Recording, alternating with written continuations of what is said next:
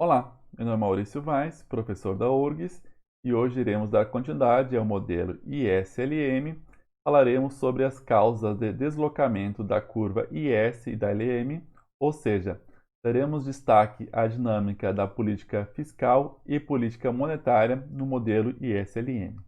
Então, até aqui, nós já vimos a contextualização do modelo ISLM, sua principal lógica. Posteriormente, vimos a construção da curva IS, a construção da curva LM e no último vídeo vimos a relação de equilíbrio entre as curvas. Uma vez vimos que há uma tendência de equilíbrio, nós agora analisaremos as causas e as consequências dos deslocamentos. Iremos focar então na questão da política fiscal e o impacto na curva IS, e a política monetária e o impacto na curva LM e como ambos se interagem.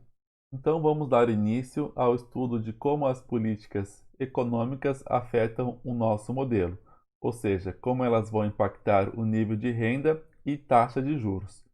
Em termos de política fiscal, ela deslocará, caso haja uma expansão da política fiscal, deslocará a nossa curva IS para a direita e para cima, e quando acontecer com a política monetária, deslocará a LM para baixo e para a direita.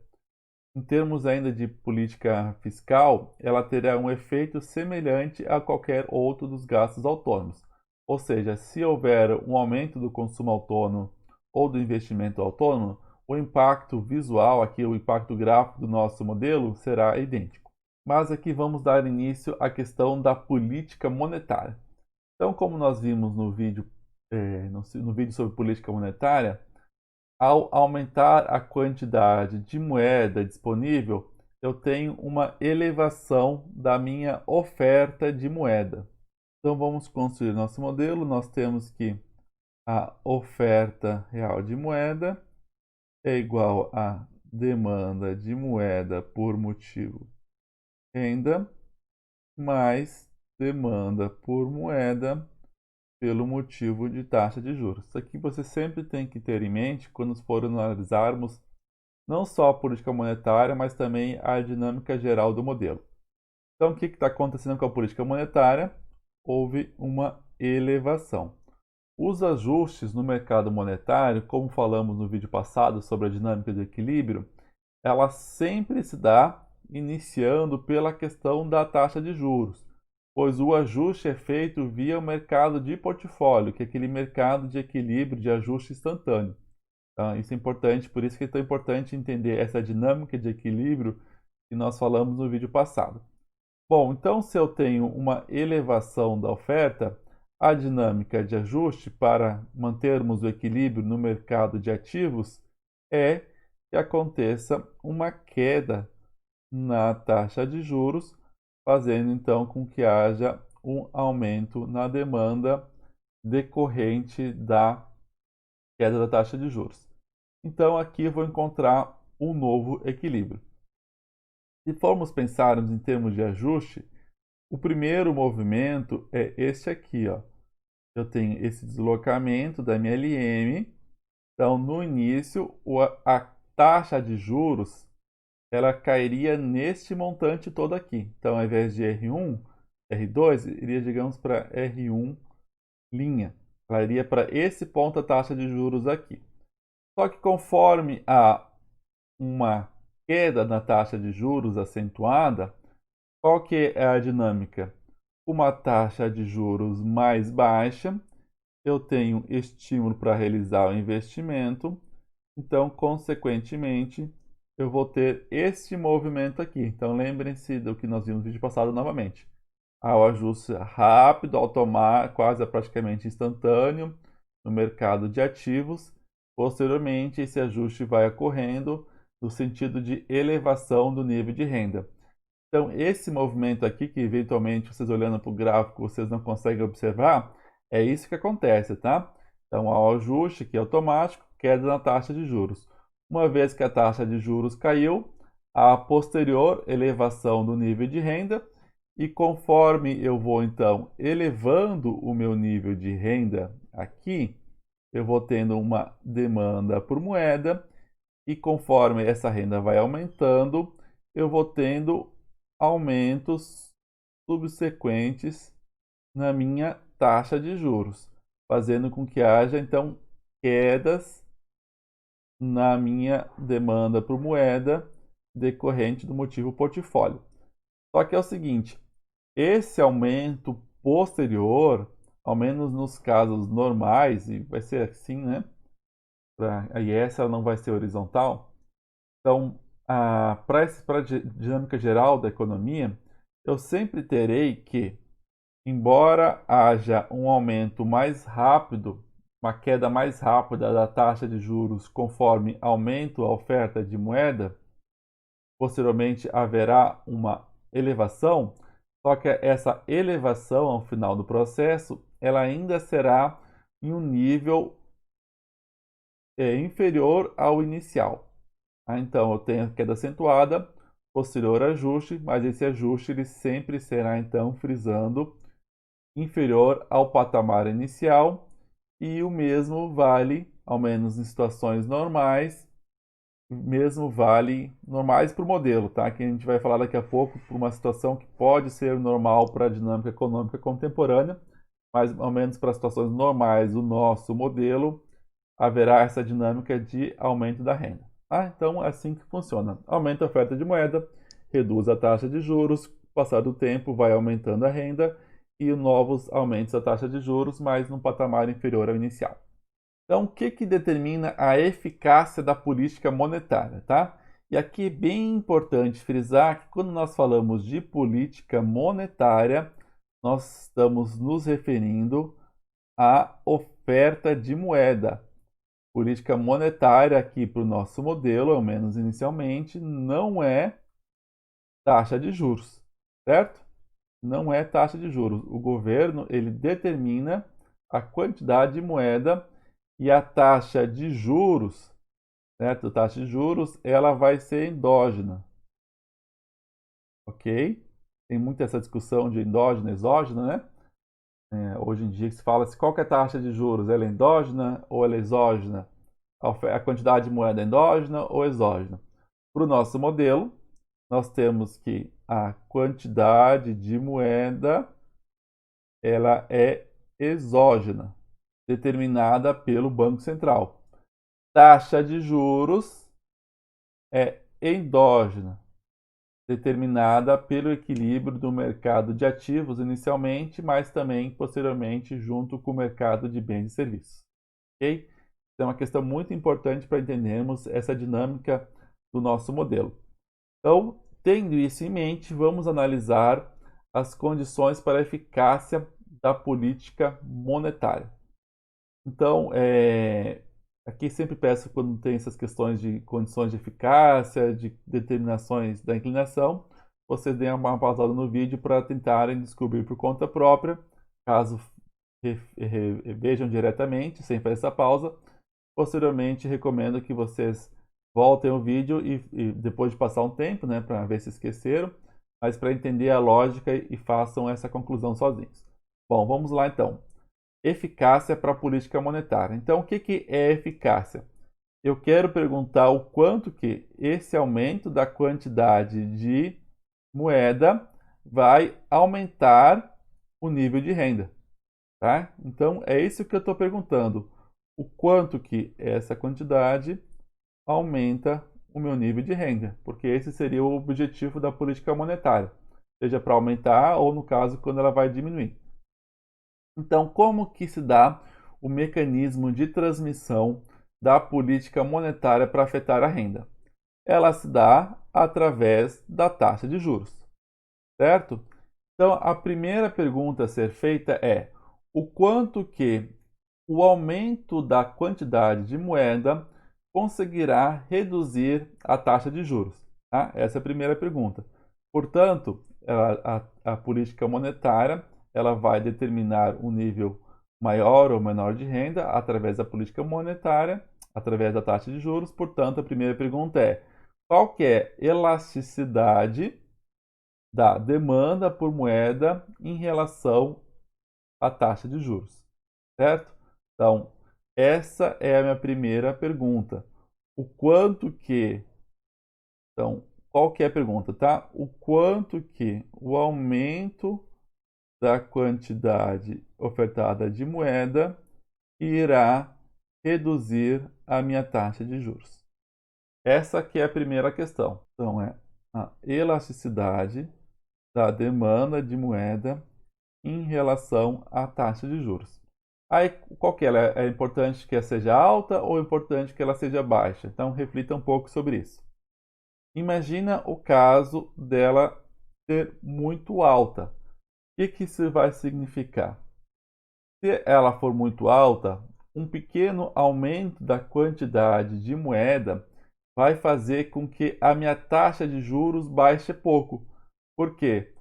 Se a taxa de juros é muito, a demanda por moeda é muito sensível à taxa de juros, qualquer reduçãozinha aqui, qualquer aumentozinho da quantidade de moeda, um pequeno aumento, uma pequena redução da taxa de juros vai fazer com que haja um grande aumento da demanda por moeda.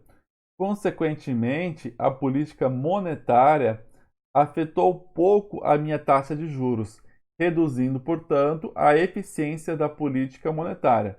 Tá?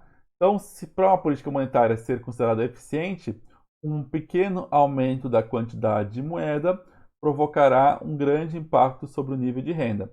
Então, para isso conseguir ser feito, há necessidade de ter uma queda significativa da taxa de juros. Se não tem essa queda da taxa de juros, a política monetária ela não vai ser eficiente. Então, esse é o primeiro aspecto, certo? O segundo aspecto é, bom, uma vez que a taxa de juros caiu, qual que vai ser o efeito sobre o nível de renda? Ah, então, primeira coisa, como que a política monetária consegue afetar a taxa de juros? Segunda coisa, uma vez que a taxa de juros caiu, qual que é o efeito sobre o nível de renda? Bom, aí vai depender então do que? Da elasticidade do investimento em relação à taxa de juros, certo? Então, essa é a primeira, é a segunda coisa que vai ser totalmente relevante, né? Aí nós poderíamos, então vamos lá. Então, a pergunta é: caiu a taxa de juros, certo? O quanto que o investimento irá aumentar, certo? Essa é a pergunta. Então, nós vamos falar aqui em termos de elasticidade do investimento em relação à taxa de juros. O livro traz esses dois efeitos, né? Mas eu imagino que vocês já possam pensar que tem um terceiro efeito também. Qual que é? O tamanho do multiplicador, certo? Ok? Então, gente, esse aqui vai ser considerado um terceiro efeito, tá? Então, vamos colocar aqui uma numeração. Então, primeira coisa é, qual que é o efeito do aumento da política monetária, da quantidade de moeda sobre a taxa de juros? Segundo efeito, o quanto que essa queda na taxa de juros aumentou o investimento? Terceiro efeito, o quanto que esse aumento no investimento aumentou o nível de renda. Isso depende do multiplicador. Então, essa pergunta é: aumentou o investimento, o quanto que eu aumento o meu nível de renda? Então, isso dependerá do multiplicador. Então, resumidamente, nós podemos falar o seguinte: que a eficácia da política monetária será tanto maior quanto maior for a inclinação da LM, porque a inclinação da LM, aqui ó, é a elasticidade do investimento em relação à taxa de juros. E quanto menor for a IS. O que vai ser a IS? Ela vai depender da relação do investimento com a taxa de juros, em primeiro caso, né? E o segundo é o quanto vai ser significativo o impacto na renda através do investimento. Ainda a gente poderia incluir também aqui o efeito adicional para determinar a inclinação da LM. O mais importante é esse, né? É a elasticidade da demanda por moeda em relação à taxa de juros, certo? Mas vocês se lembrem no vídeo sobre a LM, há um segundo fator que ele também é importante, embora não tão importante quanto esse que nós falamos, que o livro acaba não trazendo também, mas que nós podemos colocar aqui, certo? Que é a elasticidade da demanda por moeda em relação ao nível de renda.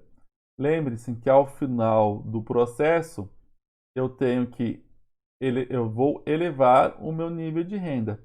Ao elevar o meu nível de renda, eu farei um aumento da demanda por moeda, tendo que fazer um ajuste via elevação da taxa de juros, certo? Então esse aqui seria um processo final aqui, seria então o nosso quarto, certo? Seria o nosso quarto fator. Então, ao final do processo, o quanto que eu terei de aumento na taxa de juros. E então, a quarta pergunta, aumentei o nível de renda, o quanto que eu vou aumentar na minha taxa de juros, tá? Ao final do processo, como que vai ser? Então, por que que o livro destaca esses dois? Porque esses dois são os dois principais, assim, né? Mas, na verdade, a dinâmica geral são esses quatro fatores. Só que vocês vão vendo que, como a dinâmica econômica acontece, né? Ela não é, a economia não é algo estático, né? Então, você tem um movimento inicial, que é a queda da taxa de juros, que é transmitida pelo investimento, que passa para a renda a depender do multiplicador. E esse efeito multiplicador, nós vimos no modelo keynesiano simples, ele não é automático, não é tudo instantâneo, na verdade. Esse efeito final, né, tem efeitos potenciais, porque qual que é esse multiplicador reforçando, né? Eu tenho aumento do investimento. Esse investimento impactou a renda. O aumento da renda eleva o consumo, porque o consumo depende da renda. O aumento do consumo eleva a renda, e então vai tendo esses efeitos subsequentes. Então, todo esse movimento, toda essa mecânica que nós estamos analisando, não são movimentos instantâneos. Eles vão tendo uma dinâmica posterior, certo? Então, são essas transições, essas flechinhas ali que nós vimos, né? Essa flechinha aqui, ó. Vamos voltar aqui. Essas flechinhas aqui, ó, que vai aumentando o nível de renda, são esses movimentos que eles não são instantâneos, né? Então, eu vou tendo esses ajustes aqui através dos meus multiplicadores, que eu vou aumentando a renda, e esses aumentos na renda vão fazendo ajustes na minha taxa de juros, que esse é o quarto efeito, ó. Lembra que eu comentei aqui com vocês, ó? Aumentos na renda vão tendo fazer efeitos na minha taxa de juros. É o quarto efeito. Então, esse aqui é sempre um ajuste rápido, mas esses são ajustes posteriores até chegarmos nessa situação de equilíbrio. Tá? Então, é importante frisar isso aqui com você, certo? Que essa dinâmica política monetária, ela passa por todos esses movimentos de indas e vindas da taxa de juros. Tá? Então, ela tem uma complexidade maior, mas ela é bem importante para entendermos de forma adequada como funciona a dinâmica econômica. Agora, nós vamos falar de alguns casos especiais, iniciando pelo caso da armadilha da liquidez. O que é essa armadilha da liquidez? Então, aqui é sempre importante, gente, voltarmos para a nossa dinâmica de oferta e demanda de moeda para entendermos bem a situação. Então, quando eu tenho uma armadilha da liquidez, significa que a minha elasticidade da demanda de moeda em relação à taxa de juros, ela é infinita.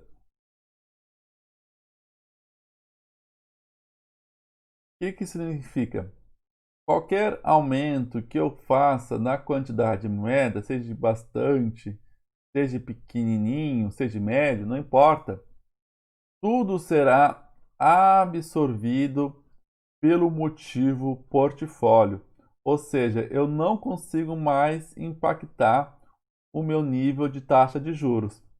Portanto, a política monetária, entendendo como política monetária aquele aumento da quantidade de moeda, ela passa a não ter nenhuma eficácia, que é o caso da armadilha da liquidez.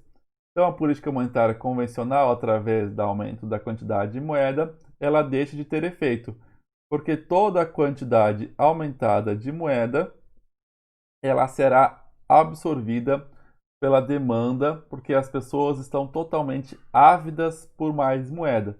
Então, qualquer quantidade que você coloque mais de moeda, ela será absorvida pela população.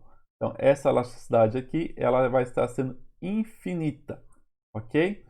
Bom, aqui nós temos duas explicações para isso em termos de dinâmica econômica. Uma delas é que a taxa de juros, aí seria até melhor uma situação que a taxa de juros está mais baixa aqui, mas a gente pode chamar que, digamos, que isso aqui seja um novo eixo e a taxa de juros esteja muito mais próxima de zero, seria mais a dinâmica da economia mesmo, né? Ou seja, seria uma situação em que a taxa de juros ela já está muito baixa, consequentemente, o meu nível de taxa de juros ele não pode ser mais reduzido através da política monetária.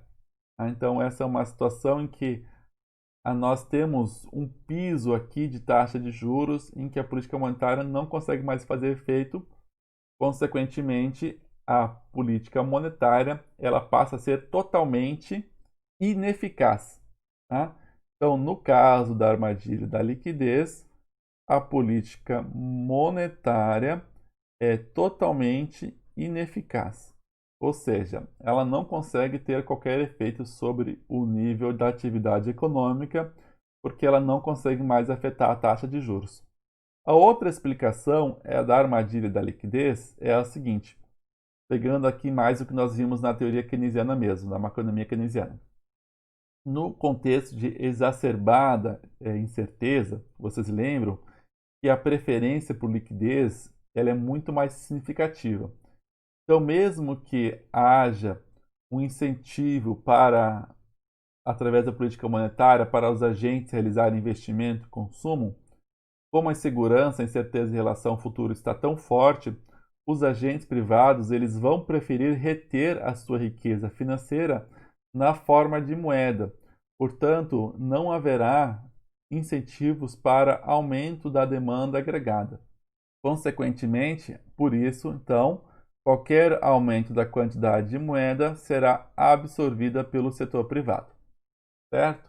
Então, neste caso aqui, nós teríamos a nossa LM como horizontal, não podendo fazer novos ajustes, então, em termos de política monetária, através da movimento de aumento ou redução da quantidade de moeda. Agora, eu vou aproveitar que nós vimos esse exemplo aqui. Então, dentro da lógica do nosso modelo ISLM tradicional, essas duas são as explicações para a política monetária ser totalmente ineficaz, certo? Que é o caso da armadilha da liquidez. A explicação tradicional é esse primeiro que eu falei, que a taxa de juros ela já está num patamar muito baixo, que é o Zero Roll Band, ok? O segundo, que tem relacionado mais com a teoria keynesiana mesmo, né? A teoria keynesiana original, e que está relacionada à questão da exacerbação da incerteza e, consequentemente, elevação da preferência por liquidez. Mas nós podemos falar também de um caso da economia contemporânea, que a política monetária ela não se dá mais através do aumento da quantidade de moeda como um mecanismo direto da atividade econômica. O que, na verdade, os governos eles fazem? Eles fixam uma taxa de juros e vão fazendo o ajuste através de mudanças na taxa de juros. Então, eu vou apagar aqui todo esse movimento, tá? Para termos mais espaço. Bom, então, o que seria uma situação em que a política monetária ela determina a taxa de juros? Então, nesse caso, a taxa de juros ela vai ser exógena, determinada pelo Banco Central. Já a quantidade de moeda ela vai ser endógena, ela vai ser a variável de ajuste. Só que ela é determinada aqui tanto pelo Banco Central, vou botar aqui Banco Central, né? Quanto também pelos bancos comerciais. Por isso que às vezes é bom utilizar o termo, a sigla Bacen para Banco Central, ao invés de simplesmente BC, e BC para Banco Comercial. Mas já começando, vamos continuar assim, tá? Então há uma mudança. Então o que que o banco, nesse tipo de situação em que a taxa de juros é dada como exógena, determinado pelo Banco Central, como serão os movimentos? O Banco Central ele fixa aqui a taxa de juros, então não importa qual que seja a situação, a taxa de juros vai ser sempre essa mesma, né? Então, se o governo quer estimular a economia, então aqui eu vou apagar, bom, eu não consigo apagar aqui, vamos chamar isso aqui, digamos, fosse então a taxa de juros igual a 10, tá? Aí, digamos que o Banco Central, ele quer reduzir a taxa de juros. Como que ele faz então? Ele fixa uma taxa básica de juros em um patamar inferior e desloca a LM. Então, essa aqui é uma forma diferente de analisarmos o modelo, certo? É o Banco Central determinando a taxa de juros e a variável de ajuste será a quantidade de moeda. Então, mas como que na prática isso acontece? O Banco Central, ele não fixa por lei a taxa de juros. Ele continua operando através de aumento e redução da quantidade de moeda. Então, nós precisamos voltar a usar o nosso modelo, e vamos deixar aqui como izinho, mas pode ser R também, né? Já que a taxa, nós estamos aqui no nosso modelo supondo que o preço é estável, né?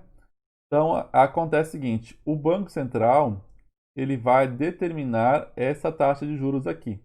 Então, ele vai falar que a taxa de juros, por exemplo, é de 2%, certo? Como que ele vai fazer esse ajuste?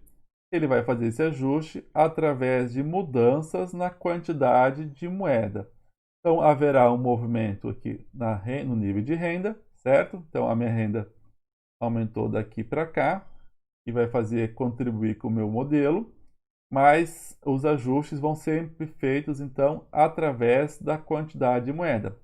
Por isso que a minha LM ela passaria a ser horizontal, no sentido que a taxa de juros é sempre mantida e os movimentos se dão sempre através dos ajustes aqui na taxa de juros.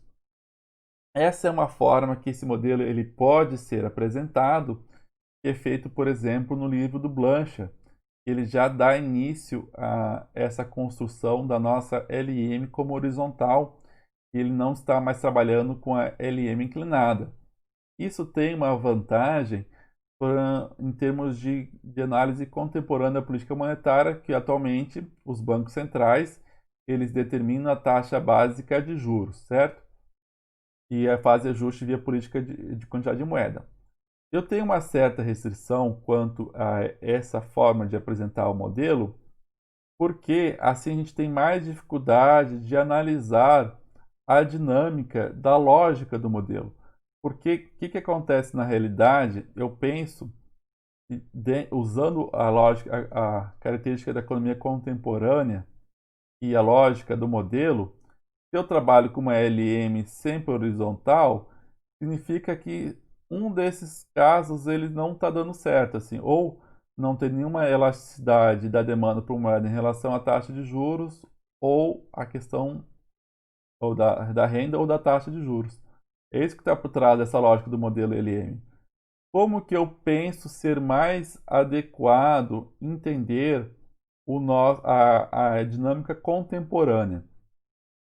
na minha visão, eu vejo que as LMs continuam sendo esses diagonais, e essa é a lógica da LM, né? Mais ou menos inclinada a depender das elasticidades, principalmente da elasticidade da demanda por moeda em relação à taxa de juros, mas também em relação à renda, né? Como nós já vimos. Mas o Banco Central, de fato, ele está determinando qual que vai ser o nível de taxa de juros. Então, mas o que acontece assim? Eu vejo que ele determina a taxa de juros e ele vai fazendo deslocamentos na minha IS para conseguir atingir essa taxa de juros. Então, ele está mantendo, a gente pode analisar esse modelo como determinado através da LM positivamente inclinada, certo? Só que, como ele determina a taxa de juros, digamos que seja de 10%, ele faz novos ajustes da LM. Então, digamos que, depois a gente vai ver em termos de política fiscal, como ela vai ser complementado. Se a taxa de juros aumentou um patamar superior ao que ele queria, ele faz um novo movimento de política monetária, certo? Então aqui eu aprofundei bastante, que normalmente é representado de forma mais simples, a questão do impacto da política monetária em relação à armadilha da liquidez, mas eu acho muito importante adentrarmos nessas duas possibilidades, tá? Então eu vou focar aqui com vocês ao longo que a gente vai trabalhar no modelo ISLM, tanto para a economia fechada como depois para aberta, uma LM realmente positivamente inclinada, como é apresentada no nosso principal referência, que é do Manual da USP, mas caso alguém veja através do Blanchard, que também é um bom livro, tá? Então eu queria explicar essa lógica que está por trás dele, mas eu entendo que mesmo que o Banco Central ele trabalhe com taxa de juros fixas, os ajustes vão ser dados através de novos deslocamentos da LM, ok? Agora nós temos o outro caso especial, que é o caso em que a demanda por moeda em relação à taxa de juros é totalmente inelástica, ou seja, exatamente o caso contrário, o que nós vimos anteriormente, e por isso que nós chamamos de caso clássico. Mas aqui é muito importante a gente trabalhar melhor com esses conceitos, tá? Então, nós temos uma situação em que a oferta de moeda, aqui de novo, vai ser igual. Eu sempre volto para isso aqui, que isso aqui é fundamental para entendermos a nossa lógica do modelo. Quando eu falo que a demanda por moeda em relação à taxa de juros é totalmente inelástica, eu simplesmente excluo essa relação. Consequentemente, a única variável de ajuste que eu tenho é através do meu nível de renda, porque esse motivo portfólio ele simplesmente deixa de existir. Por isso que ele é o caso clássico, certo? Porque no caso clássico, o que vale, o que está por trás da política monetária é a TQM.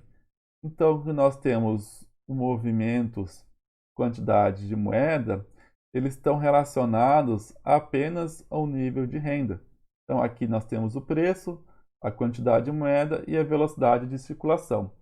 A velocidade de circulação ela é considerada constante, ou seja, por quê? Eu não tenho motivo portfólio, né, que seria para demandar mais ou menos moeda dado o nível de renda.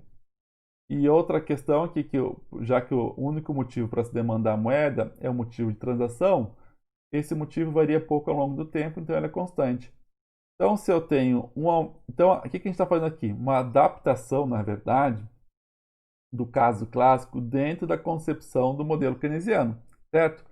No modelo keynesiano simples, né, e aqui no caso do modelo ISLM, eu estou tratando os preços como constante, certo? Isso aqui é o pressuposto do nosso modelo, que os ajustes são dados via estoques, já que a economia opera abaixo do pleno emprego. Então vocês veem que uma combinação entre as diferentes teorias, por isso que é síntese neoclássica, né? Então eu faço um aumento da quantidade de moeda, ok? Como os preços são fixos, o único impacto que eu tenho é sobre o nível de renda. E então, aumento a quantidade de moeda, aumento o meu nível de renda, certo? Por isso que eu tenho esse ajuste aqui, e o deslocamento da LMM farão que eu tenha um aumento do meu nível de renda, tendo, portanto, uma política monetária bastante eficaz. Agora, o que pode causar uma certa confusão é que, poxa, mas como que a política monetária totalmente eficaz, ela pode ser chamada de caso clássico, se nós sabemos que no caso clássico, a política monetária, ela não possui nenhum nível sobre a renda, apenas sobre o preço, tá? Então, primeira questão aqui na TQM, então, é que o ajuste, ao invés de se dar através do nível de renda, o nível de renda que vai ser fixo, já que a economia está no pleno emprego, então o ajuste se dá via preços. Mas o que está por trás aqui da nossa relação, então nós voltamos aqui a relação entre demanda agregada e oferta agregada para o clássico. Então, eu tenho que a oferta agregada é vertical. Quando há um aumento da política monetária, há sim um deslocamento da minha demanda agregada. Ou seja, quando nós analisamos a política monetária, no caso clássico, nós observamos que sim, o aumento da quantidade de moeda provoca uma elevação da demanda agregada. Só que o que não aumenta o nível de renda é porque a renda ela já está numa situação de pleno emprego. Portanto, nós temos uma oferta agregada vertical. Então, aumenta a demanda agregada, eles não provocarão um nível de aumento da renda apenas de preço. Já que no nosso modelo ISLM, nós estamos operando uma economia abaixo do pleno emprego e nós temos a lógica por trás de uma oferta agregada horizontal. Portanto, deslocamentos da minha demanda agregada terão como único impacto o aumento do nível da renda. Então, por isso que nós podemos chamar esse de um caso clássico. Mas no caso clássico, a oferta agregada faz com que haja aumentos apenas do preço e do nosso aqui no modelo ISLM, o impacto é apenas no nível de renda. Bom, como nós tínhamos introduzido no início do vídeo, que falaríamos tanto sobre a política monetária como sobre a política fiscal, mas como o vídeo da política monetária teve bastante detalhes, novas perspectivas, eu entendi melhor nós fazemos uma divisão. Então, no próximo vídeo, nós daremos continuidade à questão da política fiscal, como também se relaciona de forma dinâmica a política monetária e fiscal, atuando de forma conjunta para compensar ou ampliar o impacto inicial da outra. Então, ficamos por aqui nesse vídeo. Nós aqui nós mantemos também o manual da USP como principal referência, de novo o capítulo 5. Então, até o próximo vídeo em que iremos concluir esse assunto. Obrigado, até lá.